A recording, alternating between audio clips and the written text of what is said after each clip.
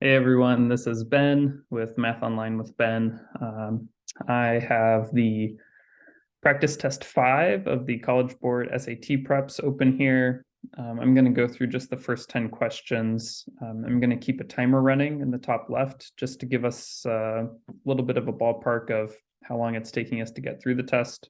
I think it's good to practice with a timer so you get a sense of how long each question is taking you.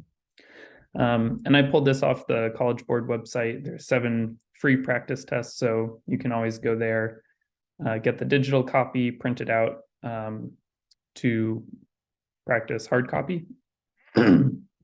So I recommend doing that before watching the rest of this. Just give these problems a try on your own.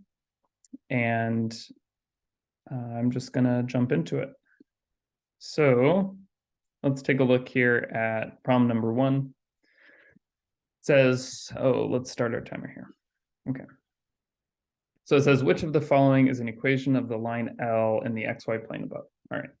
So let's see here. So we should always think of y equals mx plus b when we're thinking about lines, this or point slope form. So here we can see pretty clearly that our slope is up 1 over 1. So our m value is 1. And you can see here our y-intercept, our b value equals 1 as well. So we're looking at D. Y equals x plus 1. Number 2 here, let's see. I like swapping up colors here. So the color above with center O has a circumference of 36. What is the length of minor arc AC? All right, so minor just means the short length, not the length around the big side of the circle. This here cues us in, so this is 90 degrees. That means that we're talking about 1/4 of the circle. They're giving us the circumference, which is 36. So AC is going to be 1/4 of that length, 36. So we know 1/4 of 36 is, there it is, 9. All right. What are the solutions to the quadratic equation 4x squared minus 8x minus 12 equals 0? So you should be pretty familiar with quadratics here. They're just testing if one, you can always plug numbers in. I think it's easier just to factor out a 4 and factor it. So this is going to be, if I pull a 4 out of everything, that means I'm dividing everything by 4.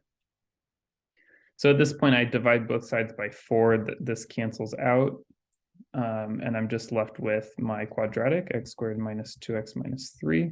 I might not work it out this completely on the test, but I just want to show you guys what this looks like. From here, I can factor into my 2 binomials what multiplies to -3 and adds to -2. Well, I know my bigger number is negative and my smaller number is positive. We're looking for where this equals 0. So x equals 3 and x equals -1. All right. Where is it? -1 and 3. There we go. B. Okay, number 4 here. Which of the following is an example of a function whose graph in the xy plane has no x-intercept? Okay, so x-intercepts are just where a graph, it doesn't matter the kind of graph, it's where a graph touches the x-axis. So they're called x-intercepts. They're also called zeros. So a linear function whose rate of change is not 0, well, if it's not 0, then it means it's at a slant. So at some point, it's always going to pass the x-axis. The next option is a quadratic function with zeros. Well, they're asking us, where does it not have zeros? Number C, a quadratic function with no real zeros. Well, not having zeros is the same thing as not having x-intercepts. So something like this, or like this, if we're talking about quadratic functions. So that looks like my answer. I could read D, but I want to save myself time. I feel confident that C is my answer, and I'm going to move on. Okay. Number 5 here, in the equation above, K is a constant. If X equals 9, what is the value of K? All right, so we're just substituting some values in and solving. So the square root of K plus 2 minus 9 equals 0. We're going to add that 9 to both sides. K plus 2 equals 9. To undo a square root, we have to square it. So we square both sides. This gets liberated out of the radical. We get K plus 2 equals 81. Subtract 2 from both sides, we see our answer is going to be D. Okay. All right, which of the following is equivalent to the sum of the expression a squared minus 1 and a plus 1? All right, so it's important just to know sum, of course, means addition. So we're just adding these. So a squared minus 1 plus a plus 1. So we can see the ones are going to cancel out. We're going to be left with a squared plus a. We can see that represented here. Okay. So we're going to keep going, just a comfortable pace here. Jackie has 2 summer jobs. She works as a tutor, which pays $12 per hour, and she works as a lifeguard, which pays $9.50 per hour. Okay, so we should be pretty comfortable with this concept here. I don't even need to read the whole question to know that X and Y are almost always going to be the hours she works, because this is the number that represents how much she's getting paid per hour. So I'm just going to skim through this and look for the information I need. So she can work no more than 20 hours per week, but she wants to earn at least 220 per week. All right. Well, these two, she's making more than 220. So those are the answers I'm going to look between. She doesn't want to make less than 220. And then she needs to, she can work no more than 20 hours. So then I'm just looking between this part and this part. Which of these expresses that she's working no more than 20? That's answer C. I do recommend, if you are going through a lot of practice tests, get used to a way of eliminating answers or highlighting pieces of information that are important. Having a way that feels smooth to you can save you time. So I recommend it. All right. So let's see here.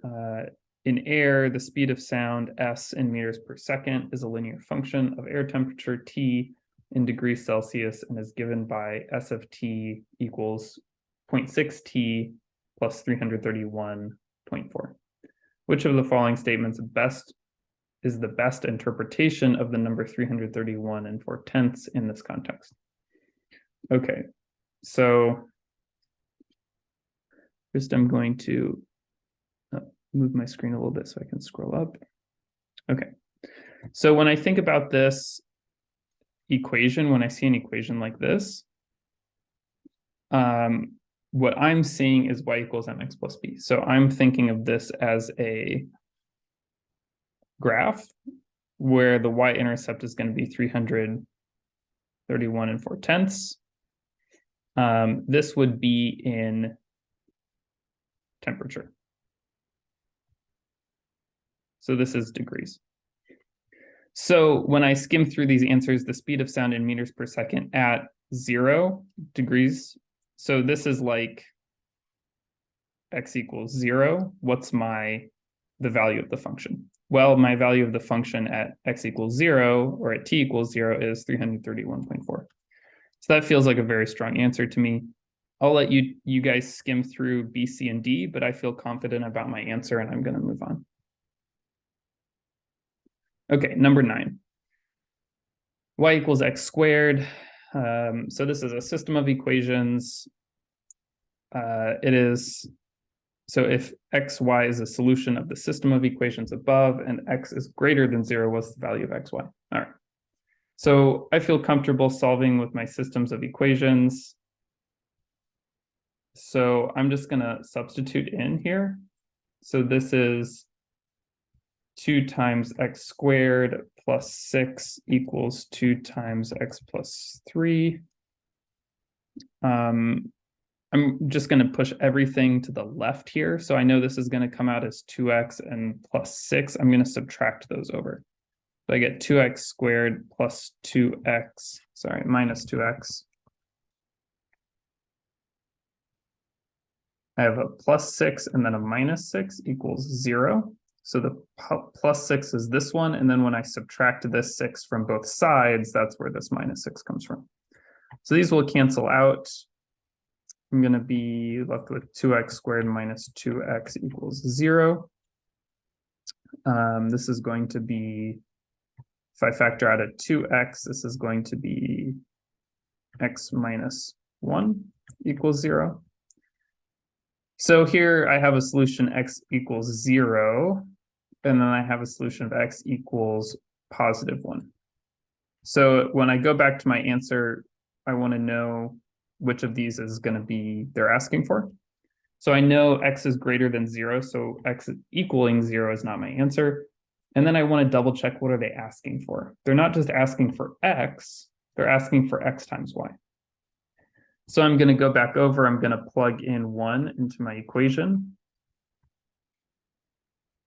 I'm going to get y equals 1. So x equals 1, y equals 1. So xy is 1 times 1 is a. Okay. So I see we're just over the 10-minute mark. So I'm a little behind the pace that I would recommend. But again, I'm walking through this, kind of explaining my steps. So I feel okay about that. Let's wrap up this last question here and see what they're asking for. So a squared plus b squared equals z, and ab equals y. Which of the following is equivalent to 4z plus 8y? All right. Well, let's just write it out. So z is a squared plus b squared, and y is ab.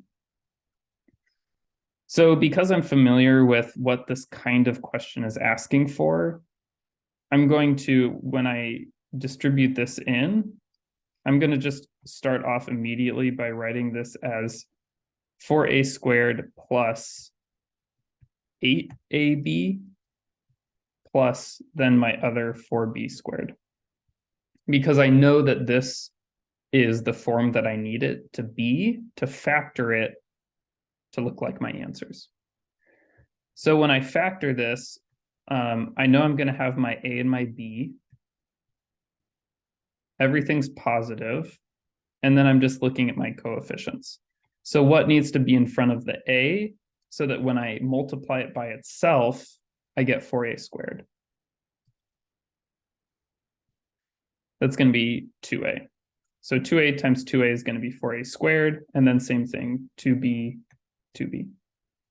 The nice thing about the answers here is that when I look at these, just at this point, I can see that a is not my answer because a squared is not 4a.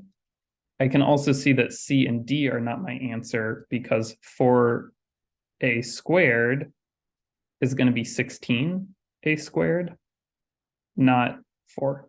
So the only reasonable answer at this step is b. If you want to factor it all the way out, you can, but a lot of this test is finding these little shortcuts that we can be confident in advancing the pace of our test taking. Okay, so I'm going to pause this here. I think working through problems in small chunks is valuable. So we'll just leave it at 10 questions today. And if you want to follow up with my next video, I'll be doing the next 10 questions after that.